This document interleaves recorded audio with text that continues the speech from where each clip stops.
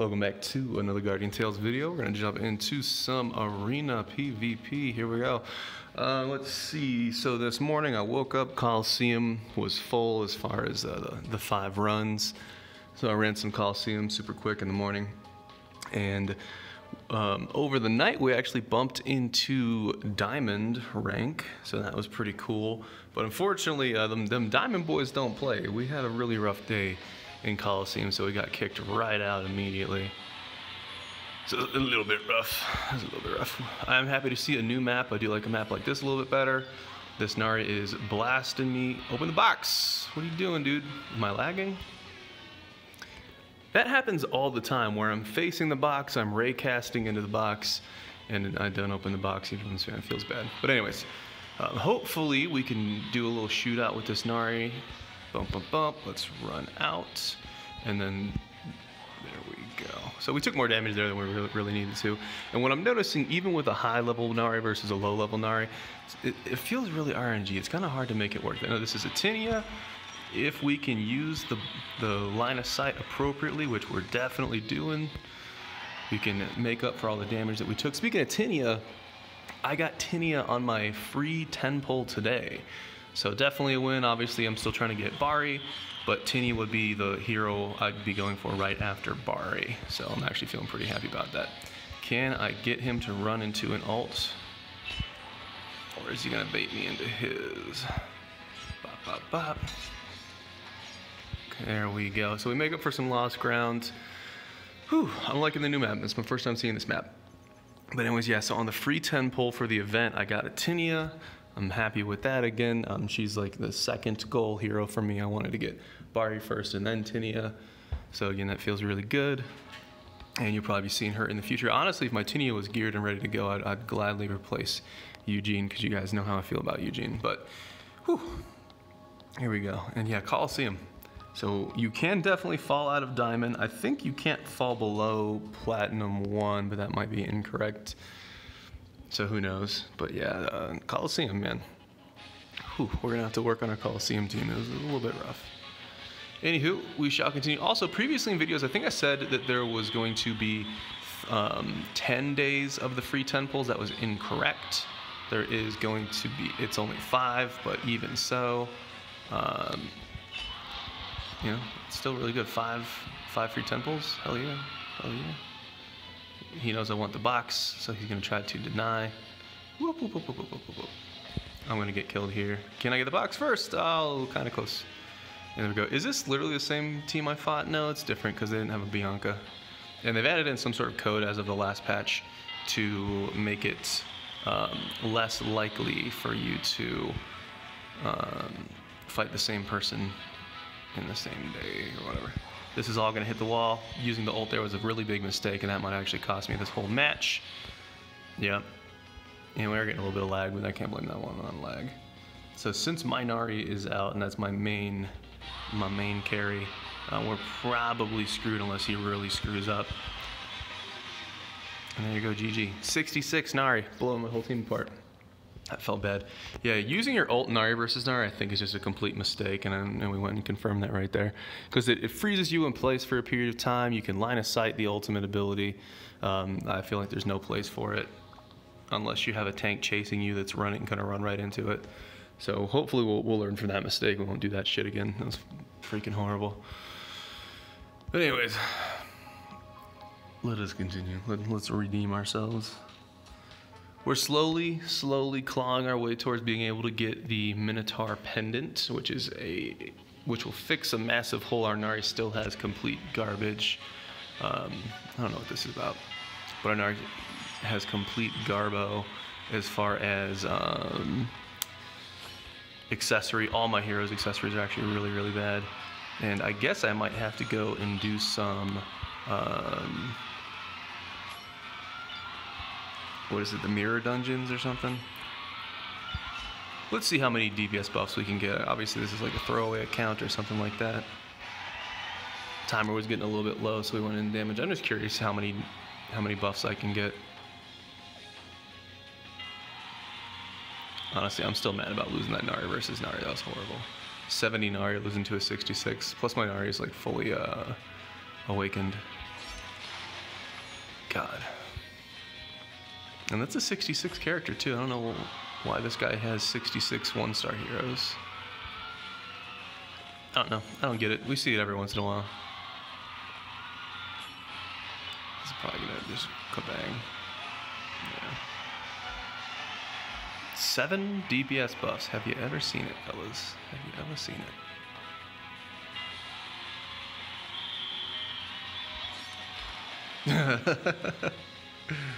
That's kind of funny. But yeah, very, very generous, I guess I'll say.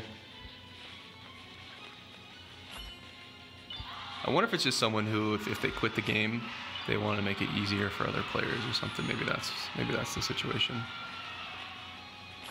10 buffs. Kaboosh. 36k. That's a lot of damage.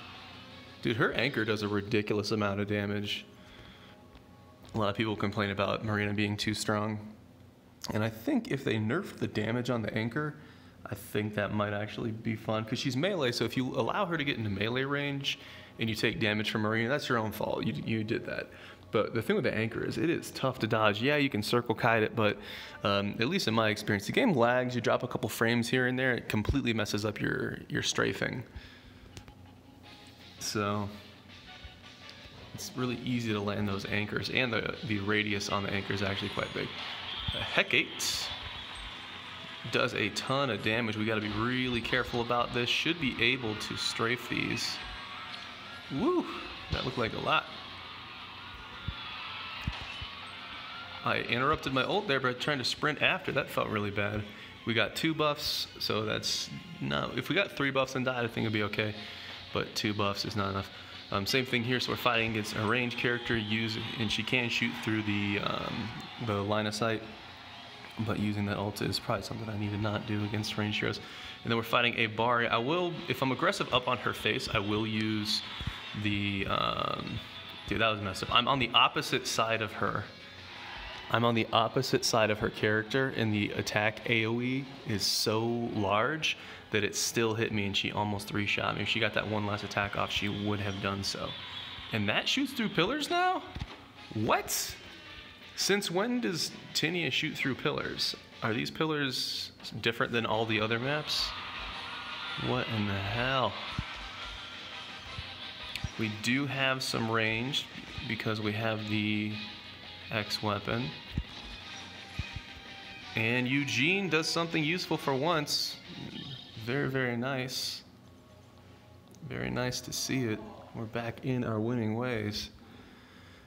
The one thing about Eugene is, even though it feels like her weapon skill misses everything, it does such a high damage multiplier that I believe they math it out so that if you miss half of your weapon skill, that you're still doing decent damage because the multiplier on the damage is just so high. But still not a fan. Although, if you can weapon skill someone into a wall, God, it's good value. I was doing a guild boss, and Eugene's in one of my throwaway guild boss teams, and just kited the boss into the wall and then just weapon skilled it to him every single time, and it was a quite amazing experience. Open the box. What are you doing? Is that lag, fellas? Is that lag? Like, what's going on there? Maybe I'm just lagging because I'm literally spamming it. I mean, I see that I go dropping down to yellow bars sometimes. I see that. And let's run in here. Again, we're not going to use our ultimate ability. We learned from our previous mistakes. We're not going to do that again. But I will ult in Bari's face if she doesn't use line of sight on me. Of course, we got a Marina right here. Let's see if I can kite these anchors a little bit better. Kited that one, although that honestly, I felt like that one probably hit me. At least that's what it looked like. Maybe I'm just lagging. I keep dropping down into yellow.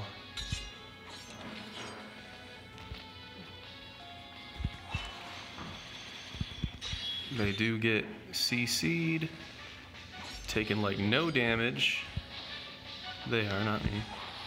I do want to get the kill. I don't know why. It just feels better instead of just letting the timer run out. And we do make that happen. Who are we fighting here? Oh, Bari. So Bari definitely could 3-shot me. Actually, right now, 1 or 2-shot me. And we just get it. Woo, that was really close. But you can imagine how much better we'll do in PvP. Hey, we hit Platinum 3 in Arena. I'm very happy with that.